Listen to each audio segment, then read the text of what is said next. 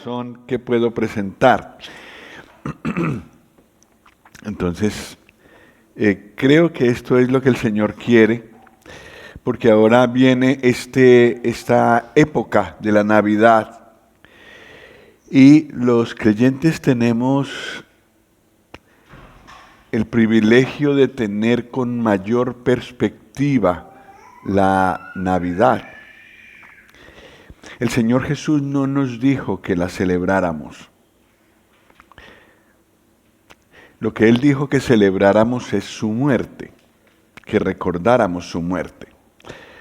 Sin embargo, creo que lo que hacemos en la Navidad, muchos creyentes, es lo que el Señor hizo en Juan 4.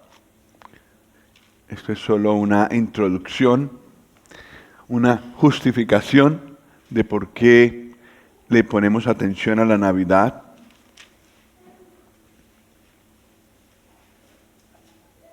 En Juan 4,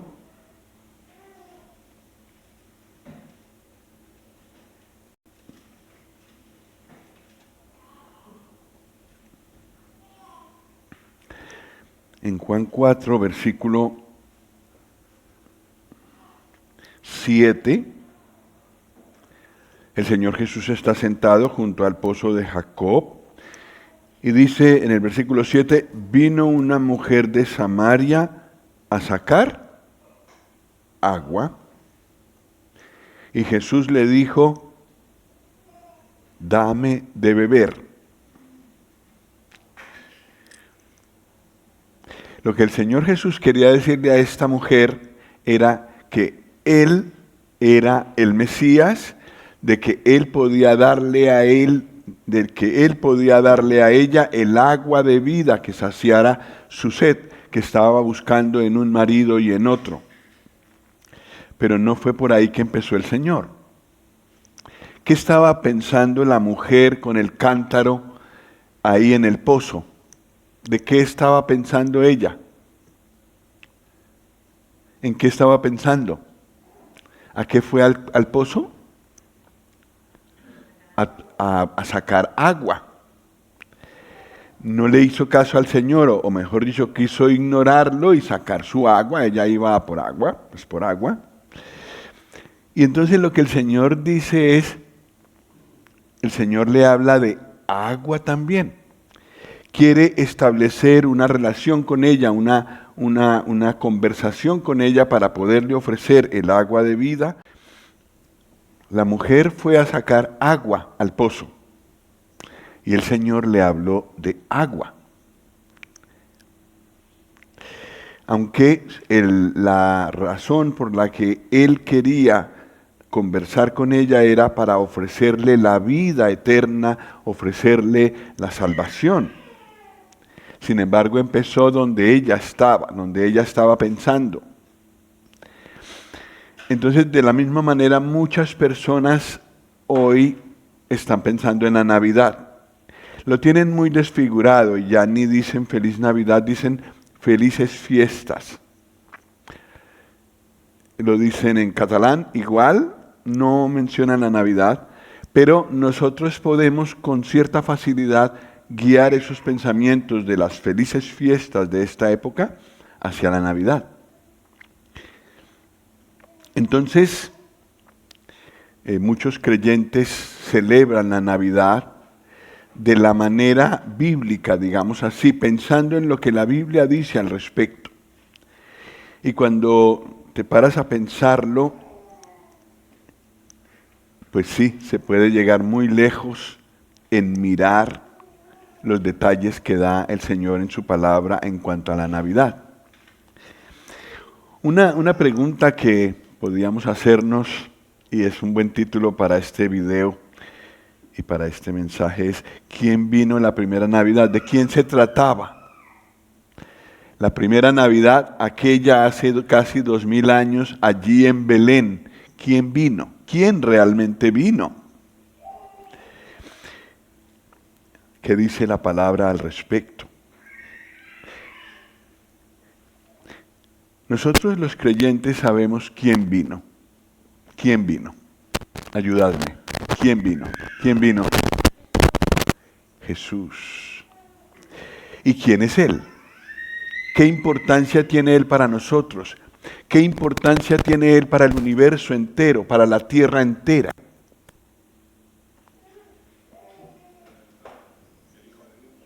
El Hijo de Dios. Pero se trata de Dios mismo visitando esta tierra.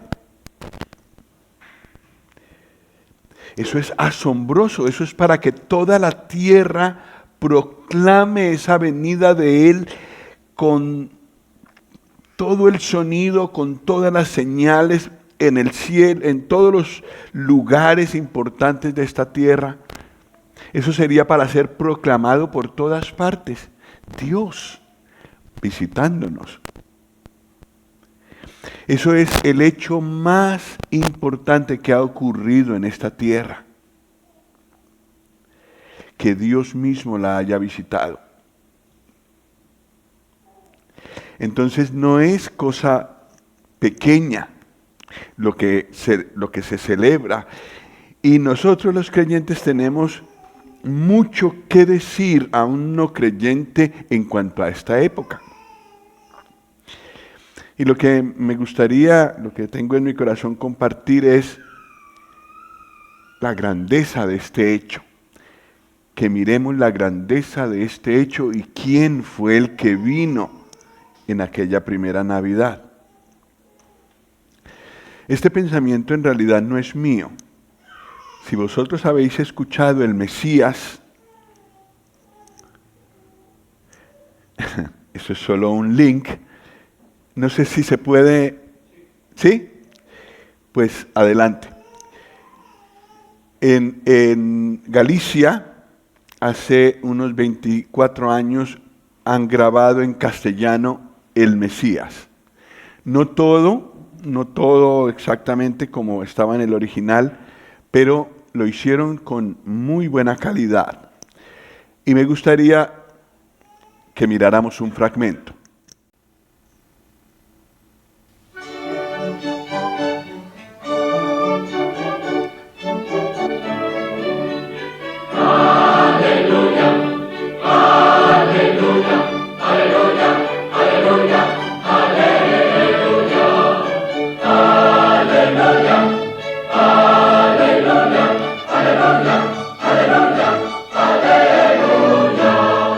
Porque el Señor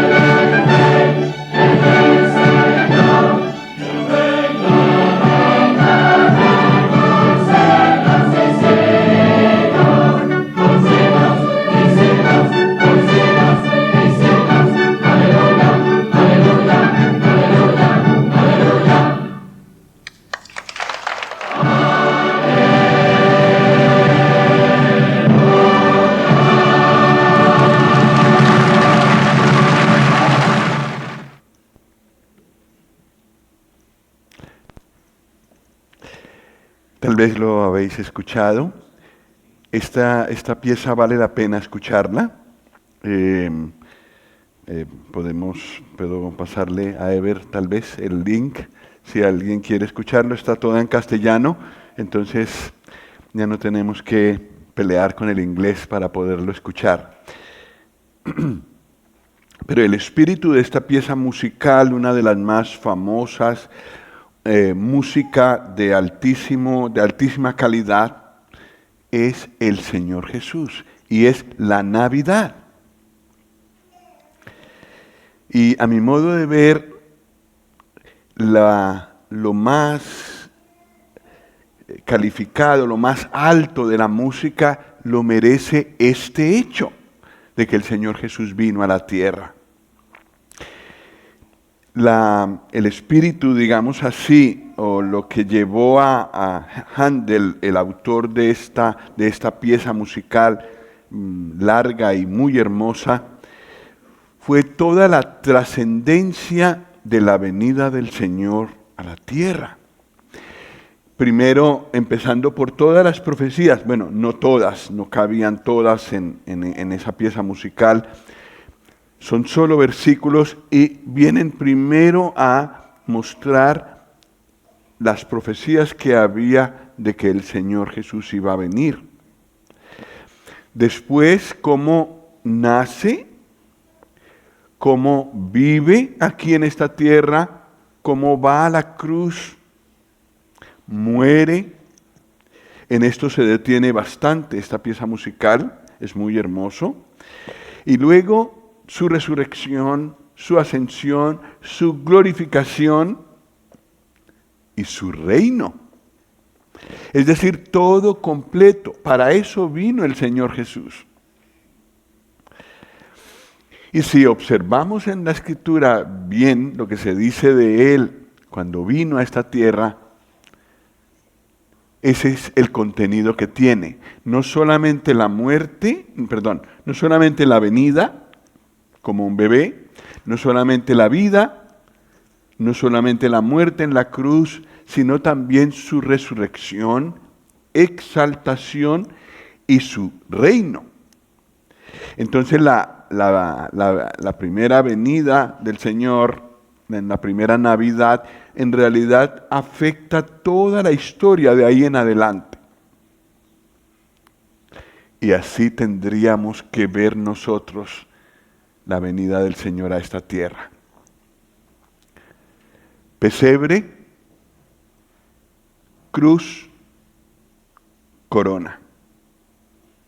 Pesebre, cruz, corona. Y pues hay muchos versículos que hablan de esto. Uno es Isaías 9. Vamos a detenernos allí, pero iremos a otras citas.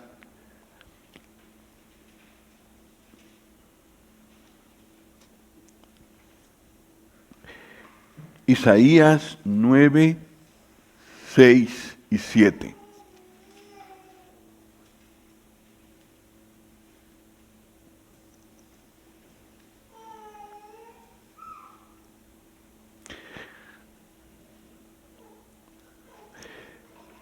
Vamos a leerlo.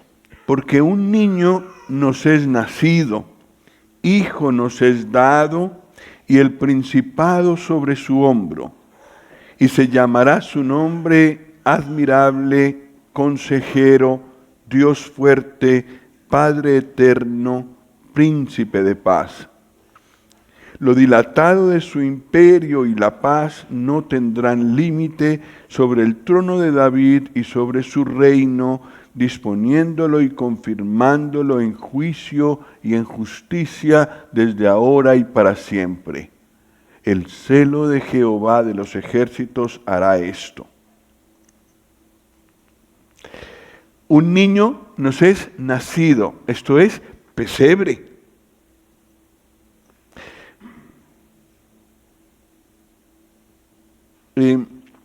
Hijo nos es dado, esto es más amplio y habla de todo su ministerio, pero inclusive la cruz. Y luego se habla de imperio y paz sin límite. En el versículo 7, corona.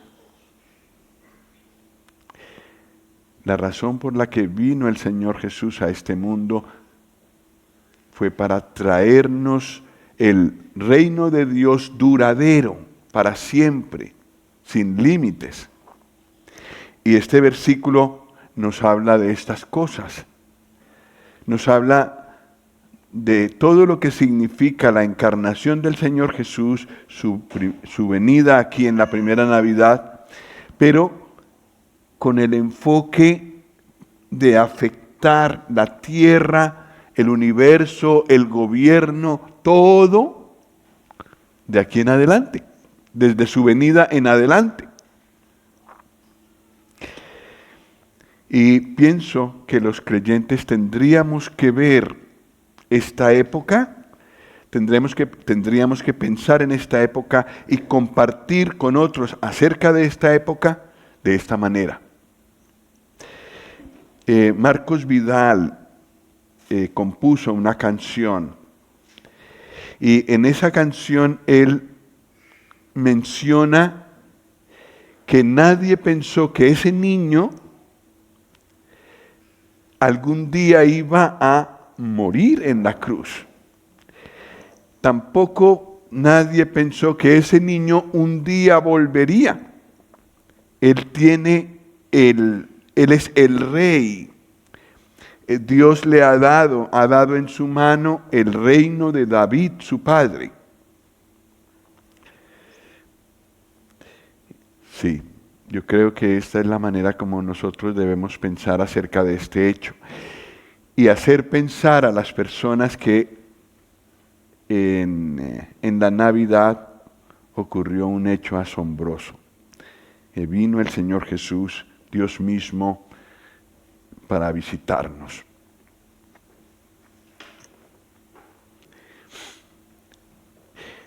La última parte o el último versículo, no es la última parte del versículo 7, está la firma del Señor, que aparece muchas veces en profecías. El celo de Jehová de los ejércitos hará esto. ¿Cuántos siglos antes de que ocurriera fue escrito? ¿Cuántos siglos antes de Cristo, en qué siglo antes de Cristo escribió Isaías esto? ¿Qué dices, Pedro? 4 siglos. ¿Qué decimos? 7 siglos. 7 siglos. El celo de Jehová de los ejércitos hará esto. ¿Y lo hizo? Y lo hizo. Para nuestro gozo, para nosotros nosotros estamos ¿en qué año? 2024, ¿antes o después de Cristo? Después de Cristo. Es decir, unos 2724 años después de haber sido escrito esto. Y nosotros tenemos la cruz atrás en la historia y podemos regocijarnos en el hecho de que ya se efectuó. Pero no todo se ha cumplido. Lo dilatado de su imperio y la paz que el Señor dará en su reino y que no tendrán límite aún no se ha cumplido. Pero tal como se cumplió lo que ya llevamos hasta ahora, niño, hijo, Él es el príncipe de paz, esas cosas que ya se han cumplido, nos dan la certeza de que el resto se cumplirá, por supuesto. Bueno.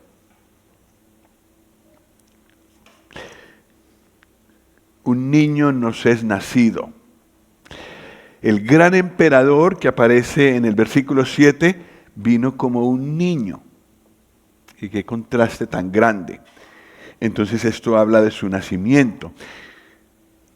Y en su nacimiento ocurrió algo mejor que lo que acabamos de oír, que fue cantado en Galicia hace unos 25 años. Lucas 2, 8.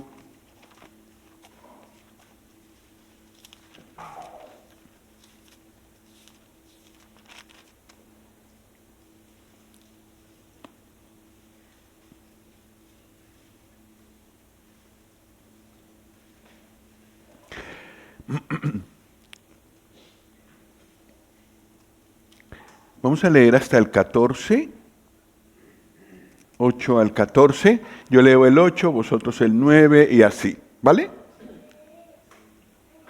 Había pastores en la misma región que velaban y guardaban las vigilias de la noche sobre su rebaño.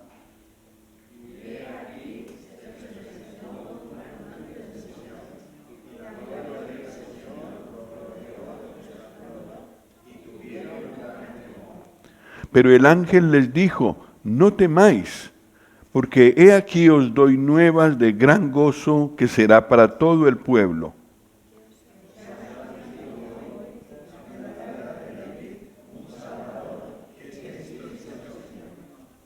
Esto os servirá de señal. Hallaréis al niño envuelto en pañales, acostado en un pesebre.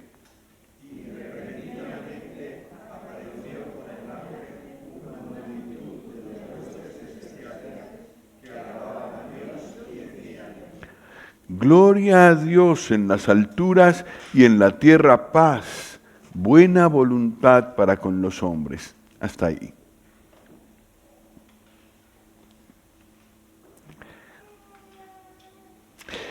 Aquí hay una multitud que probablemente no se puede contar de coros celestiales.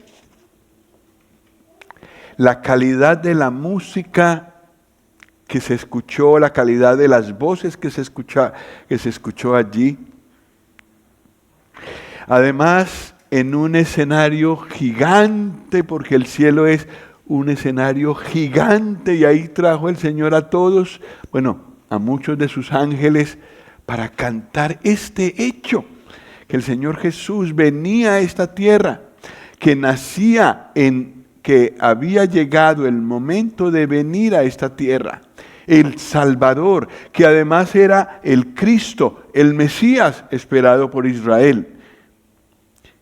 Y no solamente era el Salvador, el Cristo, sino que era el Señor. Esto, para ser anunciado, como decía yo, por toda la tierra, con todos los altavoces que existen en la tierra, será anunciado, porque un hecho como este es único en toda la historia. Un niño nos es nacido, pero ¿qué niño? Un Salvador. El Mesías para todo judío era aquel que iba a reinar sobre Israel y sobre toda la tierra, sobre todas las naciones. Pues ese niñito que había en el pesebre era el Mesías. Y el cielo tuvo que moverse y mostrarlo claramente. En la majestad de la noche, una gran luz se vio y todos esos ángeles cantaban. El Mesías trata con las 4 voces, o a lo mejor alguna más, trata de evocar esto. Entonces una mujer con una voz, la primera voz que se llama soprano, entonces habla como el ángel, y luego entra un coro para cantar esto: gloria a Dios en las alturas y en la tierra paz, buena voluntad para con los hombres. Y trata de representar lo que pasó aquella noche en Belén. A estos humildes pastores el Señor les mostró algo grandioso. Pero el hecho de que el niño hubiera nacido en esta tierra señalaba a la encarnación, a Dios encarnado. Juan 1:14, que tal vez lo conocemos de memoria. ¿Alguien lo conoce de memoria? Juan 1:14. Y aquel verbo fue hecho carne. ¿Y qué más? Y habitó entre nosotros. Y vimos su gloria, gloria como del unigénito del Padre, lleno de gracia y de verdad. Dios, el verbo de Dios, que el versículo 1 nos ha dicho que era Dios, que es Dios, fue hecho carne y habitó entre nosotros. Y pudimos, dice Juan, que lo vio, vimos su gloria, gloria como del unigénito del Padre, lleno de gloria y de verdad. Y yo creo que esa encarnación tiene que ver con su muerte, por supuesto. Primero su vida en esta tierra, pero después su muerte. Primera de Pedro 2.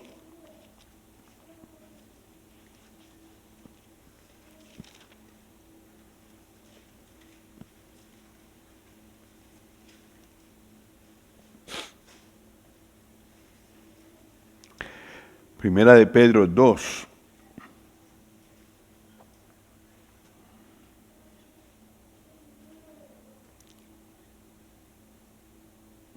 Versículo 21.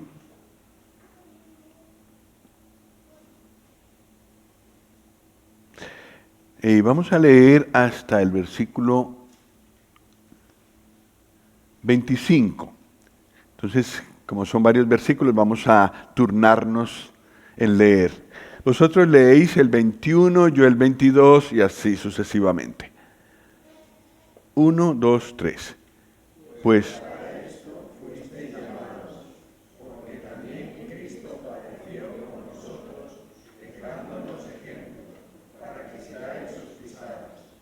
el cual no hizo pecado ni se halló engaño en su boca.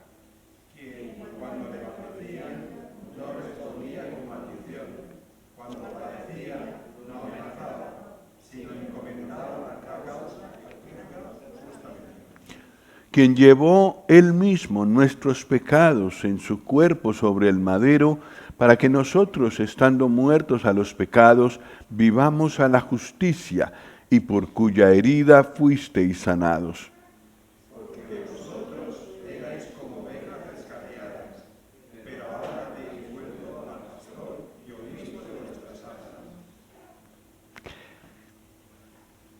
El Señor Jesús vino, nació en esta tierra con el fin de participar de carne y sangre, nos dice Hebreos, para poder entregar lo uno y lo otro en la cruz. Nosotros acabamos de celebrar la muerte del Señor, el pan que representa su cuerpo, la copa que representa su sangre. De esas dos cosas participó el Señor Jesús cuando vino a la tierra. Y esas dos cosas dio en la cruz. Y el hecho de que su sangre hubiera sido derramada allí, hubiera sido separada de su cuerpo, como nosotros también tenemos aparte pan y copa, eso significa muerte. Él murió. Él murió en nuestro lugar, murió por nuestros pecados. Nosotros éramos como ovejas descarriadas y Él nos llamó hacia sí y Él cargó nuestros pecados y nos libró de la condenación. Una maravilla de su encarnación. Como Dios, esto no podía ocurrir. Era necesaria la encarnación del Señor.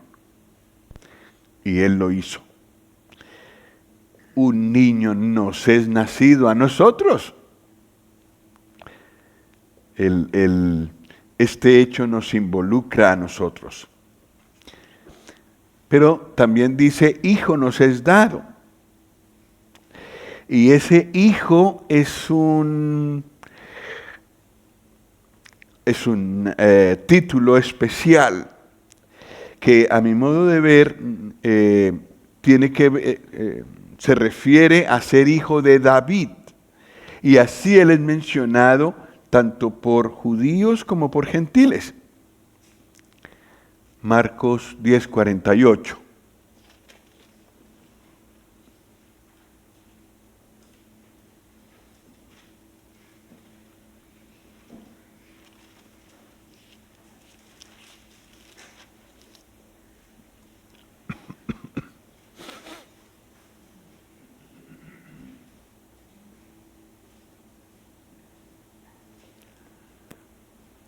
Bartimeo, un ciego,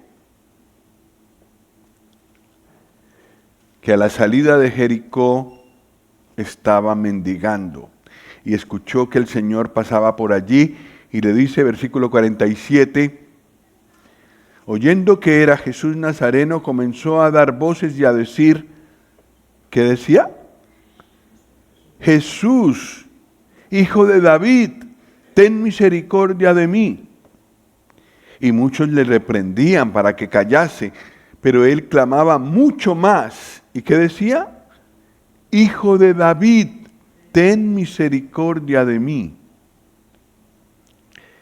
¿El Señor Jesús tuvo misericordia de él?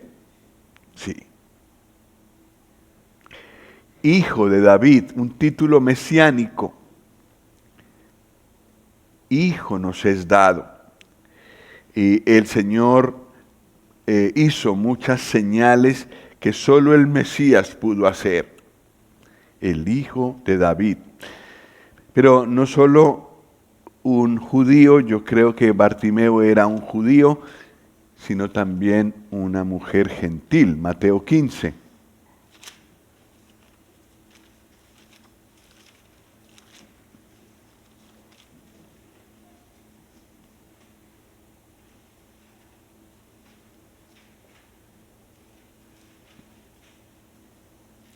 El Señor, creo que una de las pocas veces que salió de Israel, vino a Tiro y a Sidón, y en el versículo 22 dice, y he aquí una mujer cananea que había salido de aquella región, clamaba, diciéndole, ¿qué? Señor, hijo de David, ten misericordia de mí. Mi hija es gravemente atormentada por un demonio. Hijo de David. Y nosotros hemos visto a muchas personas en Israel que tenían problemas con demonios. Pero también aquí fuera de Israel, en una nación gentil, había problemas de demonios. Y el Señor Jesús era el que tenía el poder para sanar a esa persona, para liberarla de esa influencia de Satanás. Hijo de David. Hijo de David para los judíos, hijo de David para los gentiles. Para todo el universo, para toda la tierra. Hijo nos es dado. Un hijo de David, el Mesías, que venía a esta tierra para ejercer su ministerio sobre Israel primeramente, pero después pasó a los gentiles.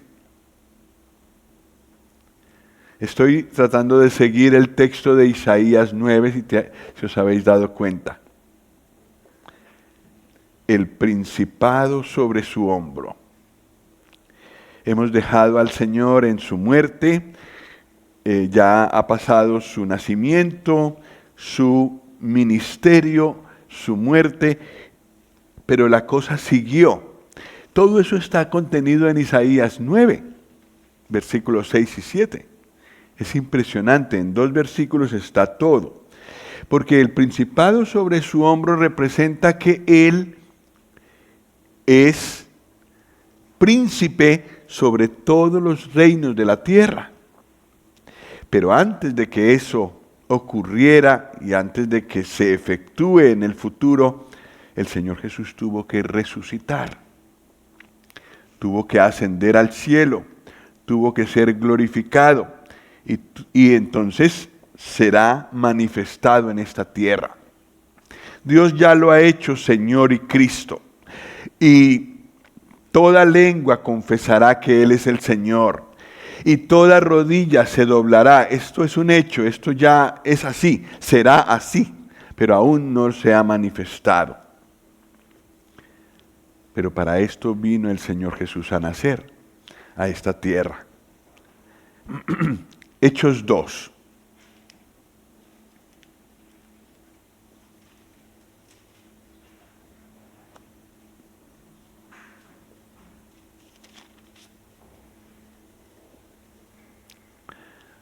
Esto es como un repaso de todo lo que sabemos acerca del Señor Jesús, ¿verdad? Pero es muy bonito verlo todo así, en un solo cuadro. Versículo 29 dice, Hechos 2, 29 dice, perdón, varones hermanos, se os puede decir libremente del patriarca David, que murió y fue sepultado, y su sepulcro está con nosotros hasta el día de hoy. Pero siendo profeta y sabiendo que con juramento Dios le había jurado que de su descendencia en cuanto a la carne levantaría al Cristo para que se sentase en su trono, viéndolo antes, habló de la resurrección de Cristo, que su alma no fue dejada en el Hades, ni su carne vio corrupción. Y el resumen, para ser más breves, versículo 36, sepa pues ciertísimamente toda la casa de Israel, que a este Jesús, a quien vosotros crucificasteis, Dios le ha hecho Señor y Cristo. Crucificado, muerto, sepultado. Los judíos se habían fijado hasta cuando Él fue crucificado y muerto. Probablemente a la sepultura no le prestaron mayor atención, solo algunos, y no pudieron presenciar su resurrección. La resurrección el Señor la hizo y se apareció solo a los suyos. Pero ahora hay un testigo presencial de la resurrección del Señor, Pedro, que está diciendo, a ese que vosotros crucificasteis, Dios le resucitó y le ha hecho Señor y Cristo, Señor y Mesías. Le ha exaltado. ¿Qué prueba tenéis de que Él ha sido exaltado? Que ha derramado lo que vosotros estáis viendo y oyendo, el derramamiento del Espíritu Santo y el hecho de que los discípulos hablaban en otras lenguas que no era la suya, y todas eran lenguas comprensibles, y se sabía, todos los que había allí de diferentes regiones del Imperio Romano que hablaban otros idiomas, comprendían que lo que los discípulos estaban hablando en este momento eran las maravillas de Dios en idiomas que existían. Los judíos vieron hasta la crucifixión del Señor y ahora ven la manifestación del Espíritu Santo de esta manera maravillosa y milagrosa, pero no vieron lo que hubo en el intermedio. Entonces ahora Pedro les dice, al que vosotros crucificasteis, el que murió, Dios lo ha hecho Señor y Cristo. ¿Hasta cuándo? ¿Hasta cuándo es Él Señor y Cristo? Para siempre. Esas son las palabras que el Señor le dijo a David. Tu reino será firme para siempre. Capítulo 3, versículos 19 al 21. Es otra predicación, pero Pedro añade algunos detalles. Versículos 19, 20 y 21. Así que arrepentíos y convertíos para que sean borrados vuestros pecados, para que vengan de la presencia del Señor tiempos de refrigerio, y Él envía a Jesucristo que os fue antes anunciado. A quien de cierto es necesario que el cielo reciba hasta los tiempos de la restauración de todas las cosas, de que habló Dios por boca de sus santos profetas que han sido desde tiempo antiguo. ¿De qué está hablando Pedro aquí? La primera venida del Señor nos trajo salvación, limpieza de los pecados. Pero viene un tiempo en el que el Señor hará la restauración de todas las cosas. Es su reino. Y es a ese tiempo al que apuntaron todas las profecías del Antiguo Testamento. Entonces los judíos, y también después nosotros, aprendimos a esperar ese momento. Nosotros esperamos la venida del Señor por nosotros primero, para arrebatarnos y llevarnos al cielo, ponernos en el tribunal de Cristo, luego que ocurran las bodas del Cordero, y después el Señor vendrá en gloria. Gracias. Vendrá en gloria y restaurará todas las cosas. Ya en el principio está dicho esto, está predicho esto. El Señor Jesús vino para esto. Resucitó, ascendió al cielo, fue glorificado y se manifestará en esta tierra. Para eso vino el Señor Jesús.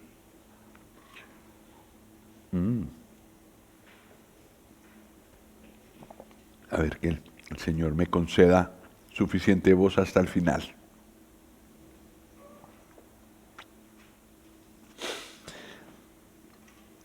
En Isaías 9 dice, y llamarás su nombre, ¿os acordáis qué? Admirable, consejero,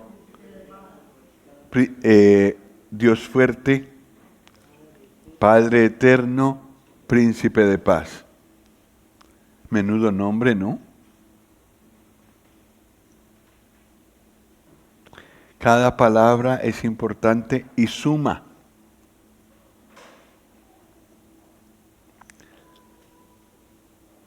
Admirable.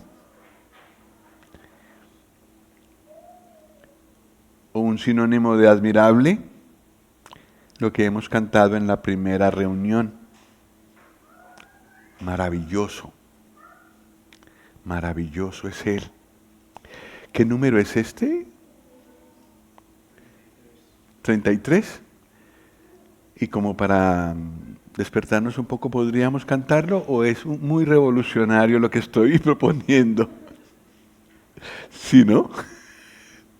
Pero, si os parece, si me dais permiso, si sois tan amables,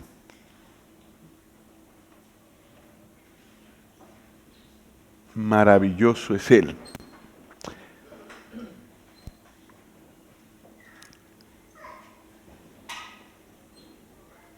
Y tratemos de pensar en lo que dice esa canción.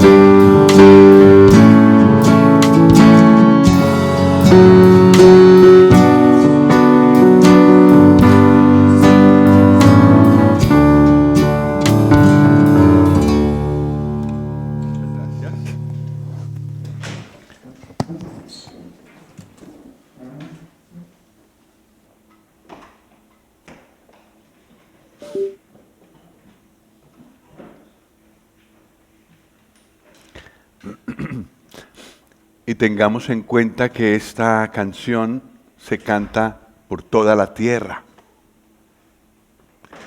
Y por lo que yo entiendo, originalmente no estaba en castellano, sino que estaba en inglés y de ahí fue traducida.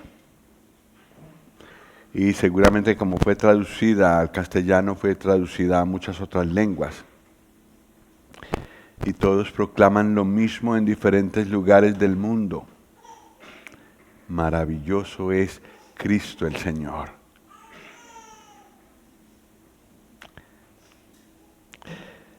Es nuestro privilegio poderlo hacer de corazón, proclamar esto de corazón.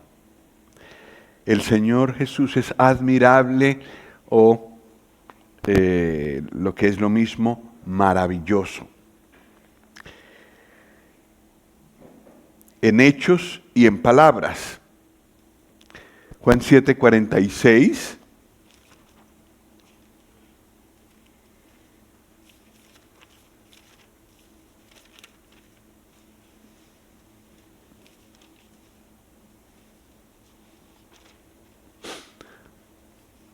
Habían mandado a algunos a apresar al Señor y esto es lo que vienen diciendo, versículo 46.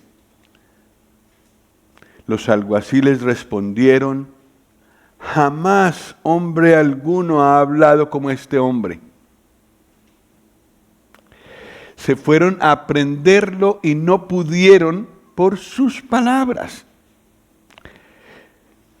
Entonces los alguaciles, los fariseos les respondieron: ¿también vosotros habéis sido engañados? Es decir, no pudieron, frente a esas palabras, no pudieron hacer nada contra él. Bueno, en parte porque no había llegado la hora, pero también por lo maravilloso de sus palabras. Y gracias al Señor que el Espíritu Santo ha dejado en la Escritura sus palabras. Y no sé si habéis notado, pero el impacto que tienen las palabras del Señor Jesús sobre nosotros es impresionante. Es como estarlo escuchando. De tal manera que muchas veces quedamos impactados y así completamente desarmados escuchando sus palabras. Sus palabras. Él es maravilloso, Él es admirable. Pero también en hechos, en obras.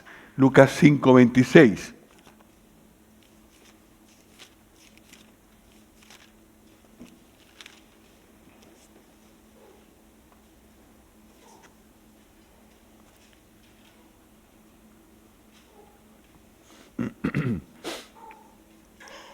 El Señor acaba de curar a un paralítico que fue bajado por el techo por 4.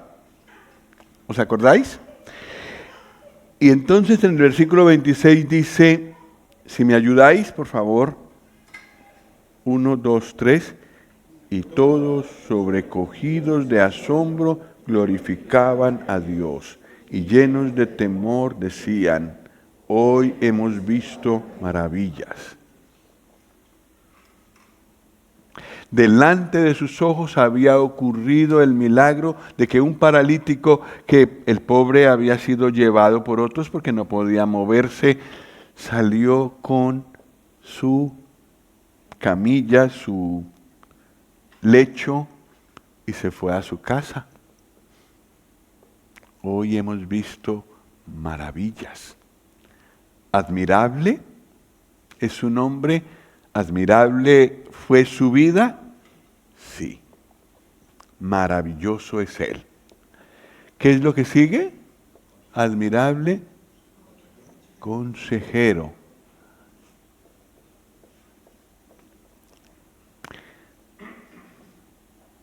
Sus consejos, su enseñanza, las respuestas a preguntas, la solución a necesidades. Y no solamente a los que estuvieron alrededor de Él, sino también a nosotros, que necesitamos muchas veces escuchar su consejo Isaías 54.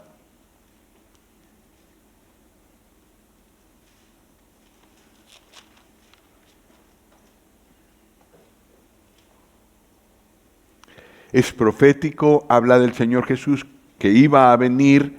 ¿Y qué es lo que dice? ¿Me ayudáis? Versículo 4. Jehová el Señor dio lengua de sabios para saber hablar palabras al cansado.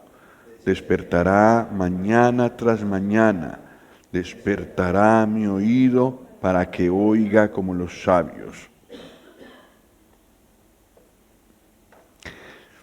El Señor Jesús, como hombre, estaba en la presencia de Dios cada día,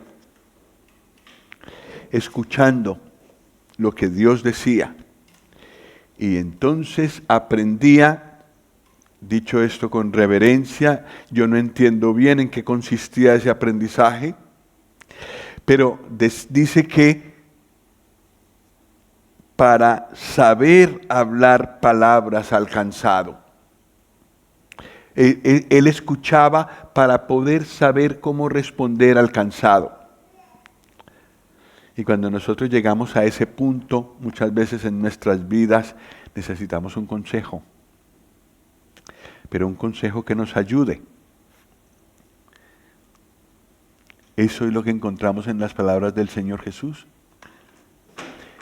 Y los discípulos estaban escuchándolo. En cierto momento el discurso del Señor se hizo un poco fuerte y algunos dijeron, dura es esta palabra, ¿quién la puede oír? Entonces el Señor voltea y les dice, ¿queréis iros también vosotros? ¿Y qué dijo Pedro? Señor, ¿a quién iremos? ¿Dónde encontraremos palabras de consuelo, de ayuda? ¿A quién iremos? Tú tienes palabras de vida eterna.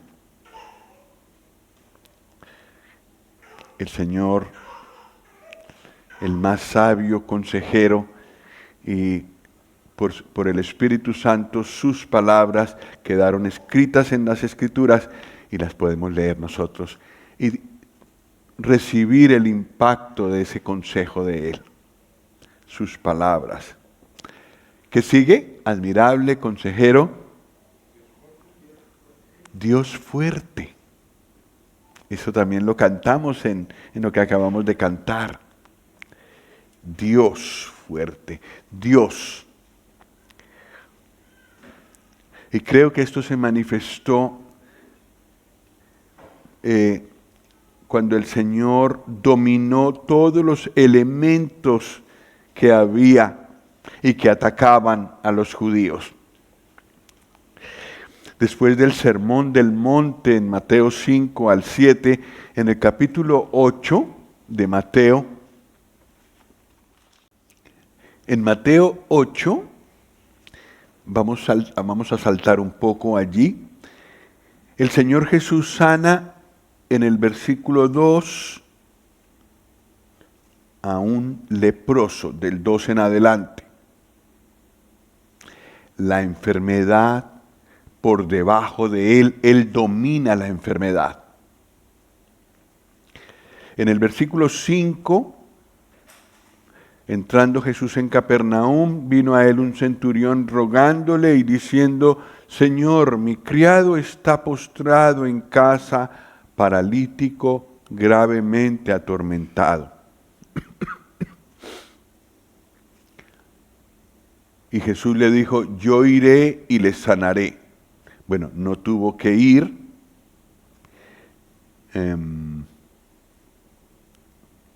Versículo 13, entonces Jesús dijo al centurión, ve y como creíste te sea hecho. Y su criado fue sanado en aquella misma hora, a la distancia. Por eso, aunque el Señor Jesús está en el cielo, puede sanar en la tierra. dominio sobre la enfermedad. Allí mismo en Mateo 8 sana a la suegra de Pedro y luego en el versículo 23, entrando él en la barca, sus discípulos le siguieron, y he aquí que se levantó en el mar una tempestad tan grande que las olas cubrían la barca, pero él dormía. Y vinieron sus discípulos y le despertaron diciendo: Señor, sálvanos, que perecemos. Él les dijo: ¿por qué teméis, hombres de poca fe? Entonces, levantándose, reprendió a los vientos y al mar, y se hizo grande bonanza.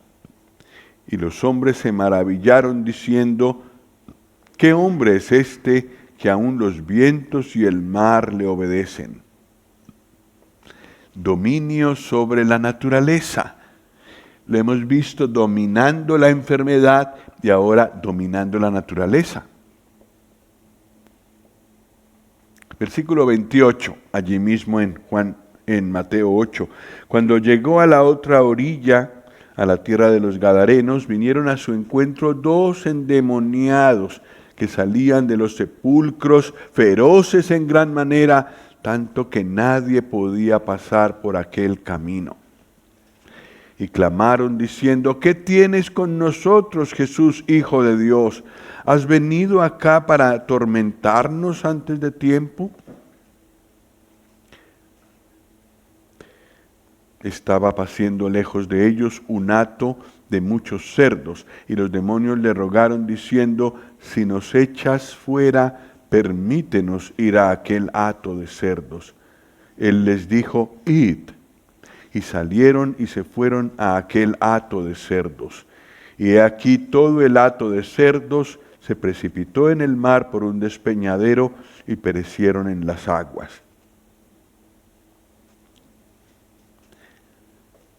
Bueno, no está aquí en este relato cómo quedó el que había estado endemoniado. Completamente bien, sensato, en su juicio cabal, sentado, tranquilo, cuando antes no tenía paz. Bueno, eran 2 en realidad, y probablemente los 2 tuvieron esa misma sensación, ese mismo comportamiento, el Señor dominando sobre el reino de Satanás. ¿Dios fuerte? Sí. Y no solamente la enfermedad, la naturaleza, el reino de Satanás, sino también la muerte. Y en Juan 11 conocemos lo que hay allí, ¿no? Pero no fue la única resurrección que el Señor hizo, hubo otras más. Pero la que más recordamos es la de Juan 11. Lázaro, ven fuera. Y esa voz no pudo resistir al Hijo de Dios que hablaba. Y tuvo que soltar a Lázaro. Y Lázaro resucitó. Dios fuerte. Dios fuerte. Dios mismo aquí, actuando en esta tierra. ¿Qué sigue? Padre eterno.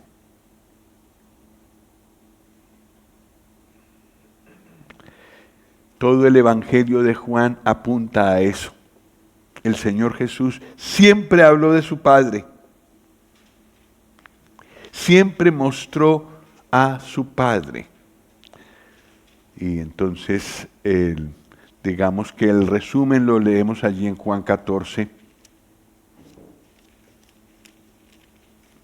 Todo esto es conocido, pero es muy bonito verlo todo junto. Padre eterno. Juan 14, versículo 8. Leemos también yo el 8, vosotros el 9 y así. Felipe le dijo: Señor, muéstranos el Padre y nos basta. Jesús le dijo: tanto tiempo hace que estoy con vosotros y no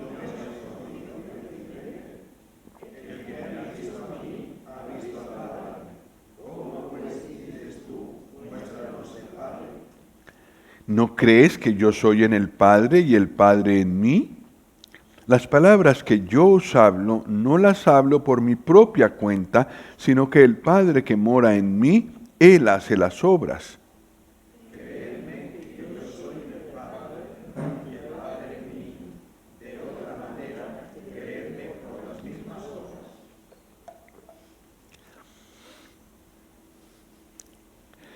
Los seres humanos, aún los más inteligentes, han tenido problemas para entender esto. Pero en realidad no se trata de entenderlo con nuestra lógica.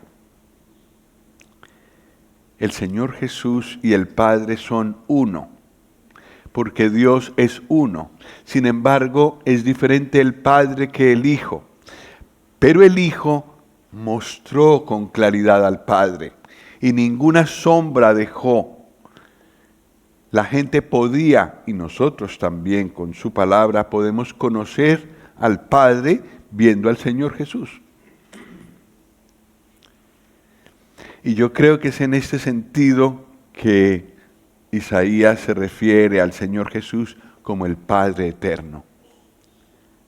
Uno con el Padre y manifestándole con toda fidelidad, con toda exactitud. ¿Qué sigue? Príncipe de paz. Lo más denso. Porque abarca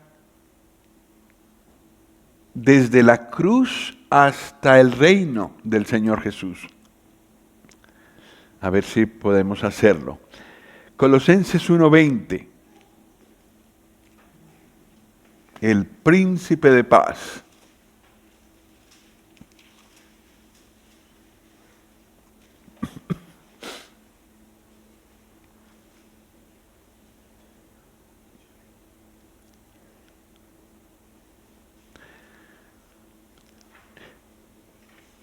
Por medio de él, Dios, reconciliar consigo todas las cosas, así las que están en la tierra como las que están en los cielos, haciendo, ¿qué cosa? La paz, mediante la sangre de su cruz. Nosotros acabamos de tomar el símbolo de la sangre del Señor Jesús. Y con esa sangre fue sellada la paz con Dios, la reconciliación con Dios. Nosotros éramos enemigos y el ser humano había puesto en enemistad contra Dios todas las cosas. Y en la cruz, con la sangre del Señor Jesús, Él hizo la paz con Dios. De tal manera que pudo decirnos en Juan 14:27,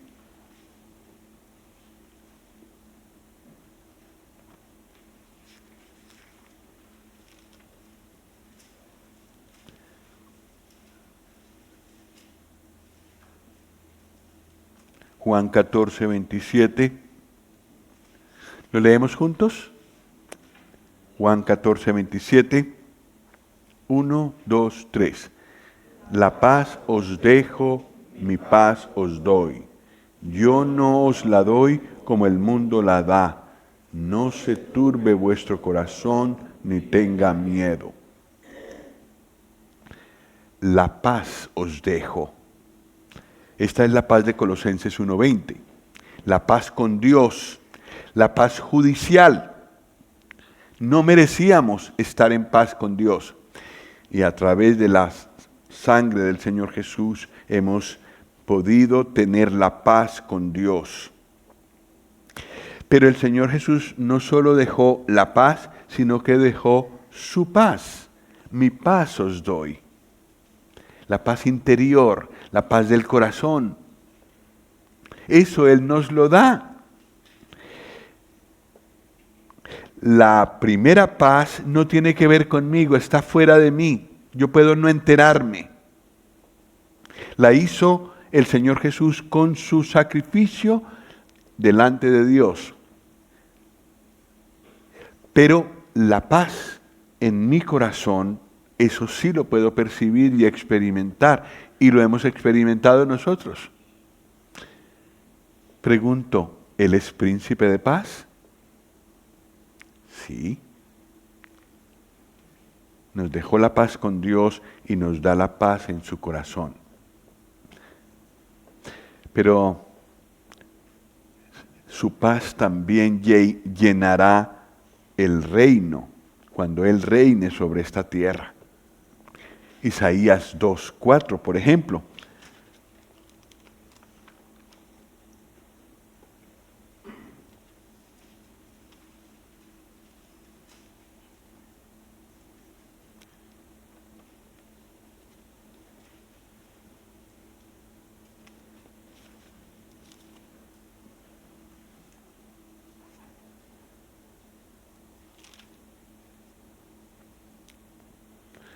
Hablando del reino del Señor Jesús, dice, y juzgará entre las naciones y reprenderá a muchos pueblos, y volverán sus espadas en rejas de arado y sus lanzas en hoces. No alzará espada nación contra nación, ni se adiestrarán más para la guerra. Eso parece otro mundo, ¿no? Ahora nos estamos adiestrando cada vez más para la guerra, porque el mundo está hirviendo. Esto es 2024. En aquel momento, pues no solamente habrá espadas, habrá ojivas nucleares, habrá todas las amenazas que hemos oído en los últimos años, que no son mentiras, son reales, la amenaza es real. De eso no habrá más. Paz. Paz. En mi país, por mucho tiempo se habló con anhelo de la paz. Allí teníamos un conflicto entre el gobierno y la guerrilla permanente y no había paz en realidad. Era inseguro salir siempre. Y recuerdo a todo el mundo hablar de paz, de paz, de paz. Claro, la paz empieza por el corazón. Tener paz con Dios. Pero para nosotros en aquel tiempo, oír que el Señor Jesús es el príncipe de paz y que pondrá sobre toda la tierra un reino de paz, es una maravilla. Él es el príncipe de paz. Hay otros versículos allí, pero creo que con este ha quedado demostrado que el Señor instaurará en esta tierra un reino de paz. Y la última parte de Isaías 9 es este versículo. Lo dilatado de su imperio, es decir, la inmensidad, la extensión de su imperio y también la paz, no tendrán límite sobre el trono de David y sobre su reino, disponiéndolo y confirmándolo en juicio y en justicia desde ahora y para siempre. Y el ángel, cuando habla con María en Lucas 1, le dice algo parecido. Leemos estos versículos y con esto terminamos. Lucas 1, 31.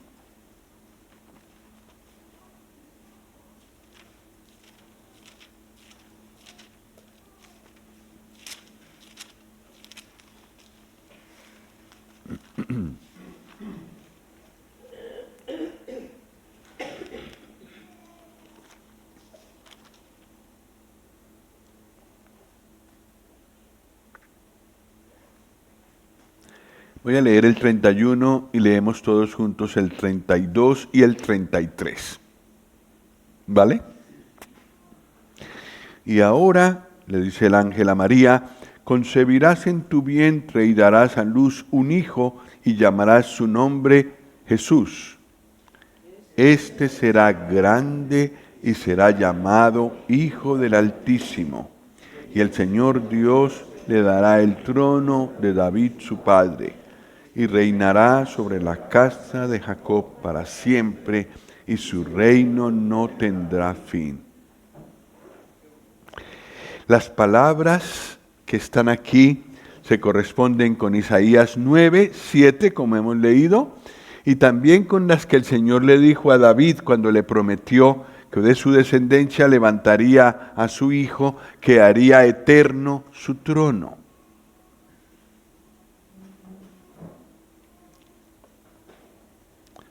Para esto el Señor Jesús nació. Para eso el Señor Jesús vino a este mundo. Y por supuesto que a nosotros nos llega muy profundamente lo que Él hizo en la cruz por nosotros.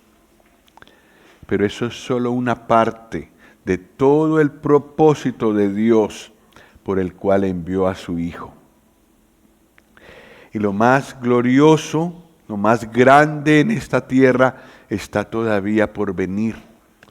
Pero tan seguro como que Él vino la primera vez, es que Él vendrá la segunda vez y que instaurará su reino de paz y de justicia para siempre. Y su reino, su imperio, no tendrá límite.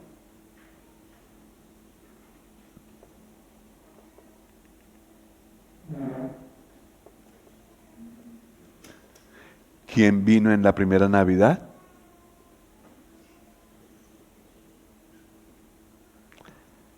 Un ser maravilloso, glorioso y grande. Y dichosos nosotros que lo conocemos. Que el Señor nos ayude a recordar, sobre todo en esta época, esta maravilla. Muchas gracias.